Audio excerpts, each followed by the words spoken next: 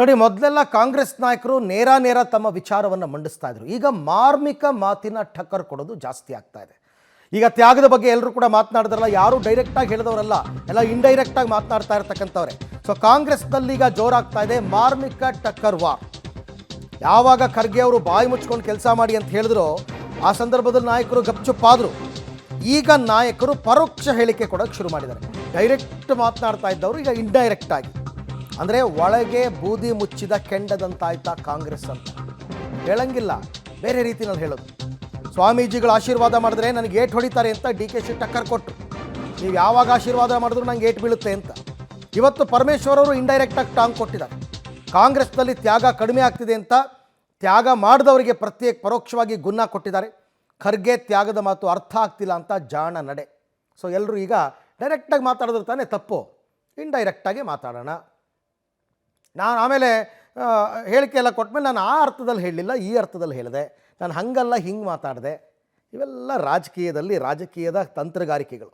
ಕಾಂಗ್ರೆಸ್ ಪಕ್ಷಕ್ಕೆ ಸುಮಾರು ಕೆಲಸ ಮಾಡಿದ್ದಾರೆ ನಾವೆಲ್ಲ ನೋಡಿದ ಹಾಗೆ. ಸಿದ್ದರಾಮಯ್ಯನವ್ರ ನಂತರ ಏನಾದ್ರು ಅವಕಾಶ ಇದ್ರೆ ಆ ಸೀಟಲ್ಲಿ DK ಅವರು ಕೂತ್ರೆ ನಾವೆಲ್ಲರೂ ಅದಕ್ಕೆ ಖುಷಿ ಪಡ್ತೀವಿ. ಮತ್ತೆ ನಾಟಕ ಇಲ್ಲದೊಂದು ರಾಜಕಾರಣಿ, ನಾಟಕ ಮಾಡ್ಲಿಕ್ಕೆ ಬರಲ್ಲ ಅವರಿಗೆ. ನಾನು ಹತ್ರದಿಂದ ನೋಡಿದ್ದೀನಿ. ಅವ್ರು ಕಷ್ಟಪಟ್ಟಿದ್ದಕ್ಕೆ ಅವ್ರಿಗೆ ಅದರ ಬೆಲೆ ಭಗವಂತ ಕೊಡ್ಲಿ ಅಂತ ಹೇಳಿ ಪ್ರಾರ್ಥನೆ ಮಾಡ್ತಿದ್ದೇವೆ. ಮುಖ್ಯಮಂತ್ರಿ ಆಗೇ ತೀರ್ತಾರೋ DK ಶಿವಕುಮಾರ್. ಇವ್ರು ಏನು ಕಷ್ಟಪಟ್ಟಿದಾರ, ಇವ್ರೇನು ಶ್ರಮ ಪಟ್ಟಿದಾರ, ಇವ್ರೇನು ತಮ್ಮ ಕಾಂಗ್ರೆಸ್ಗೆ ಜೀವನ ಕೊಟ್ಟಿದಾರ, ಅದು ಯಾರು ಕರ್ನಾಟಕ ಜನ ಮರೆಯೋದು ಸಾಧ್ಯ ಇಲ್ಲ.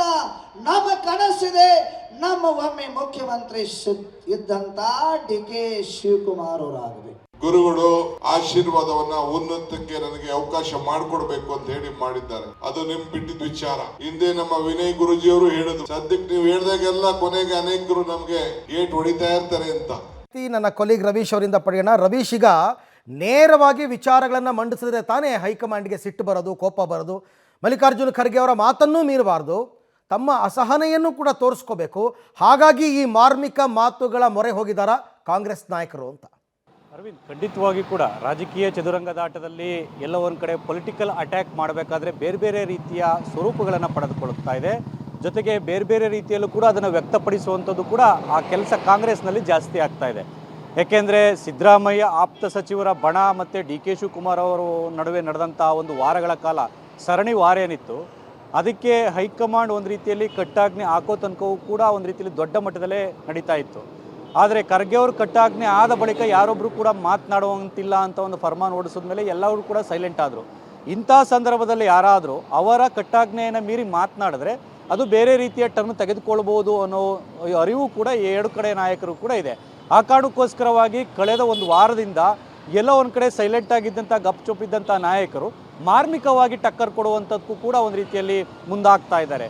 ಅಂದರೆ ಪ್ರಮುಖವಾಗಿ DK ಶಿವಕುಮಾರ್ ಅವರಿಂದ ಹಿಡಿದು ಪರಮೇಶ್ವರ್ ಅವರು ತನಕವೂ ಕೂಡ, ಮತ್ತು ಸಿದ್ದರಾಮಯ್ಯ ಮತ್ತು ಖರ್ಗೆ ಎಲ್ಲರೂ ಕೂಡ ಒಂದು ರೀತಿಯಲ್ಲಿ ಪರೋಕ್ಷವಾಗಿ ಮಾತನಾಡುವಂಥದ್ದನ್ನು ಕೂಡ ಜಾಸ್ತಿ ಮಾಡ್ಕೊಂಡಿದ್ದಾರೆ. ಹಾಗಾಗಿ ತ್ಯಾಗದ ವಿಚಾರವಾಗಿ, ಅಂದರೆ ಅಧಿಕಾರ ಸಿಗದೇ ಇದ್ದಾಗ ಮಾತ್ರ ತ್ಯಾಗನ ಅನ್ನೋ ಪ್ರಶ್ನೆ ಕಾಂಗ್ರೆಸ್ನ ಕಾರ್ಯಕರ್ತರಲ್ಲೂ ಕೂಡ ಮೂಡಿರ್ತಕ್ಕಂಥದ್ದು. ಅಂದರೆ ಅಧಿಕಾರ ಇದ್ದಾಗ ಇಲ್ಲದೇ ಇದ್ದಾಗ ಬೇರೆ ಬೇರೆ ರೀತಿಯ ತ್ಯಾಗವನ್ನು ಅರ್ಥೈಸುವಂಥ ಕೆಲಸವನ್ನು ನಾಯಕರು ಮಾಡ್ತಾ ಇದ್ದಾರೆ. ಇದಕ್ಕೆ ಕ್ಲಾರಿಟಿ ಇಲ್ಲ ಅನ್ನೋದ್ರ ಬಗ್ಗೆ ಕೂಡ ಕಾಂಗ್ರೆಸ್ನ ವಲಯದಲ್ಲಿ ಒಂದು ರೀತಿಯಲ್ಲಿ ಗೊಂದಲ ಮೂಡಿರ್ತಕ್ಕಂಥದ್ದು. ಆದರೆ ಏನೇ ಆಗಲಿ, ಪರೋಕ್ಷವಾಗಿ ಒಂದು ರೀತಿಯಲ್ಲಿ ಬೂದಿ ಮುಚ್ಚಿದ ಕೆಂಡದಂತಿರುವಂಥ ಕಾಂಗ್ರೆಸ್ನಲ್ಲಿ ಟಕ್ಕರ್ ಮುಂದುವರೆದಿರ್ತಕ್ಕಂಥದ್ದು. ಇದು ಸ್ಫೋಟಗೊಳ್ಳೋದಕ್ಕೆ 3 ತಿಂಗಳು ತಗೊಳ್ಳುತ್ತೋ 6 ತಿಂಗಳು ತೆಗೆದುಕೊಳ್ಳುತ್ತೋ. ಆದರೆ ಒಂದಂತೂ ಸತ್ಯ, ಒಂದು ದಿನ ಈ ಒಂದು ಪವರ್ ಶೇರ್ ಮತ್ತು 1 ಪರ್ಸನ್ 1 ಪೋಸ್ಟ್ ವಿಚಾರ ಏನಿದೆ ಅದು ತಾತ್ಕಾಲಿಕವಾಗಿ ಎಲ್ಲೋ ಒಂದು ಕಡೆ ಶಮನ ಆಗಿದ್ರೂ ಕೂಡ ಮುಂದೊಂದು ದಿನ ಸ್ಫೋಟಗೊಳ್ಳುವಂಥ ಚಾನ್ಸಸ್ ಜಾಸ್ತಿ ಇರುತ್ತೆ ಅನ್ನೋದು ಈ ನಾಯಕರುಗಳ ಪರೋಕ್ಷ ಮಾತಿನಿಂದ ಸ್ಪಷ್ಟವಾಗುತ್ತೆ ಅಂತಲೇ ಹೇಳ್ಬೋದು. Arvind, right, thank you Ravish, ತಮ್ಮೆಲ್ಲ ಮಾಹಿತಿಗಾಗಿ ಧನ್ಯವಾದ. ಒಟ್ಟಾರೆ ಅದೇ ಬೂದಿ ಮುಚ್ಚಿದ ಕೆಂಡ ಅಂತ ಎಲ್ಲರೂ ಅದುಮಿಟ್ಕೊಂಡಿದ್ದಾರೆ. ಅದು ಯಾವಾಗ ಸ್ಫೋಟ ಆಗುತ್ತೆ ಅವರ ಅಸಹನೆ ಅಂತಕ್ಕಂಥದ್ದನ್ನು ಕಾದು ನೋಡಬೇಕು.